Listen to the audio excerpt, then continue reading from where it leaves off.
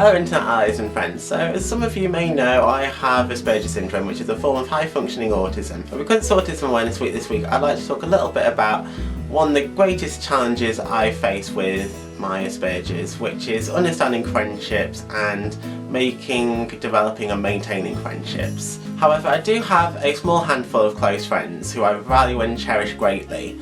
And I do think I am a good friend because, you know, I'm very good to people, I'm very loyal and honest, and treat people well. I mean, I think I always definitely strive to be a good friend to people, always try to make friends with people. But I think it just takes quite a lot of effort for me. But once the effort is made, I feel like I'm a friend for life. I also wanted to make this video to encourage people with autism to make friends, and also for other people who may know someone with autism to befriend someone with autism or try to get to know them a bit better. Also, I'm going to just talk about my own personal experiences and observations about how I find social situations and the things I say, do and feel in social situations. Because I think there's probably some things I say, do and feel in social situations that other people with autism might not feel, and vice versa, if that makes sense. But I think I hope that some people may be able to relate to what I'm going to talk about.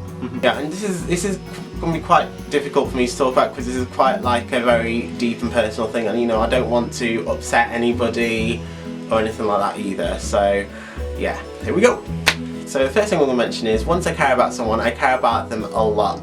But sometimes I might not show this in the most obvious way, or I might not show it at all, or might show it in a very unusual way.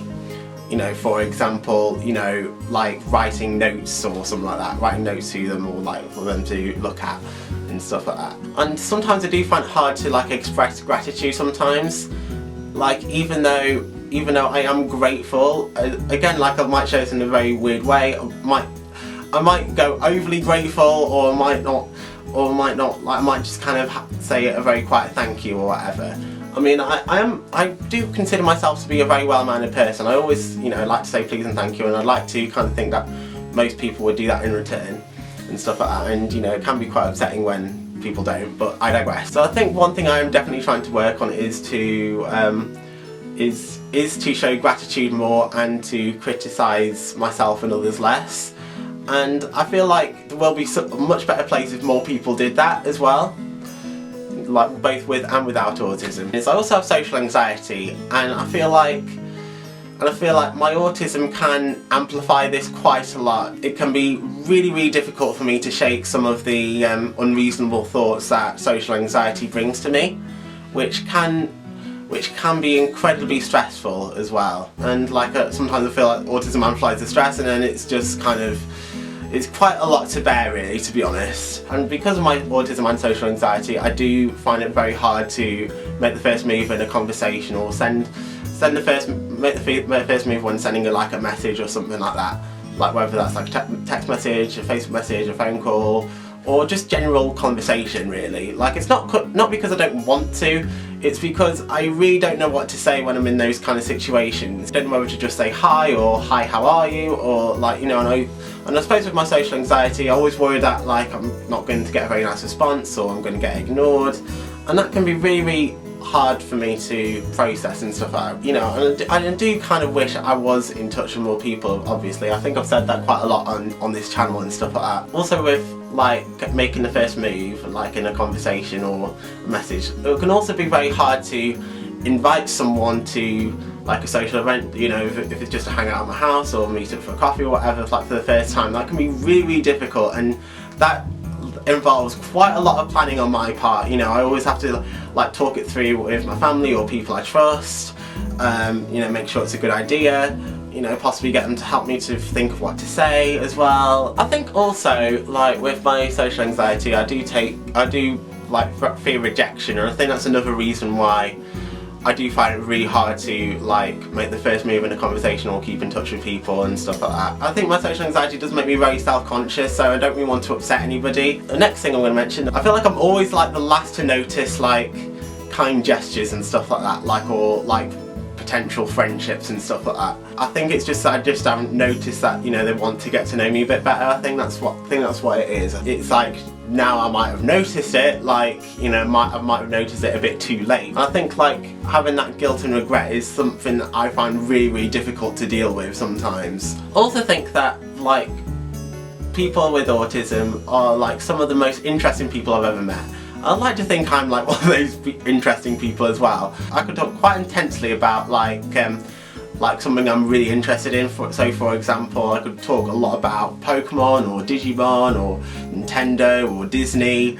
I could talk all day pretty much about those kind of things quite intensely, and I could like talk to somebody about these things like they're a complete expert even though they might not know anything about them. And it's really hard for me to like try to hold myself back from doing that sometimes. So for example, like if I kind of talk about Animal Crossing, for example, like, and because I've been really loving playing Animal Crossing this year, and then if I find someone else that likes playing Animal Crossing, I find it really hard to like not completely like nerd out. It's a really good game. It's very addictive if you want to try Animal Crossing. It's really cute as well. Another funny thing is that like I think I very easily take inspiration from things I see, people around me, and TV shows, films, games, etc. And sometimes I'll sometimes act or feel like a film or games character or like a TV show character. You know, sometimes I'll kind of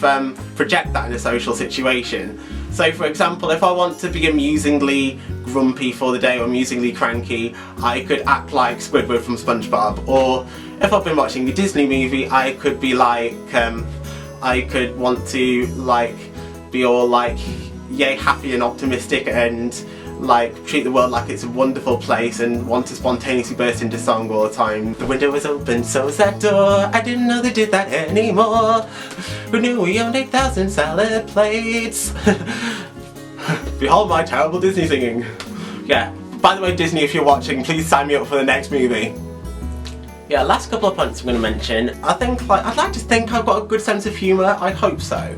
But sometimes like, you know, if I'm in kind of like a mood where I just want to have a laugh, like sometimes it can be very hard to like shift out that mood when, you know, it is time to like be serious again. Basically, yeah, I think like if I'm in that situation, I think it would just be easier if I just kind of knew it was time to be serious. So like you just kind of say, yeah, we can have a laugh a bit later or whatever, like, you know, just focus on this now, okay, or something like that. I also think like, you know, I do take things quite literally and seriously sometimes, so I think it's good for people around me to be clear and sincere and to treat me as well as I treat them, basically. So yeah, that is going to be the end of my video because, yeah, otherwise I could like talk forever about this. I hope this has helped some people out there, like some people with autism and without autism. Anyway, thank you very much for watching my video. I hope you enjoyed it. Please share it to anyone you think may find it useful. Yeah, I've also made some other like videos about autism, like for example I did a speech like about 18 months ago and did a general autism video like and stuff like that. So yeah, please go check those out as well. Leave a link in the description for them. Take care guys, and yeah, please stay tuned for more videos from me. Okay, bye!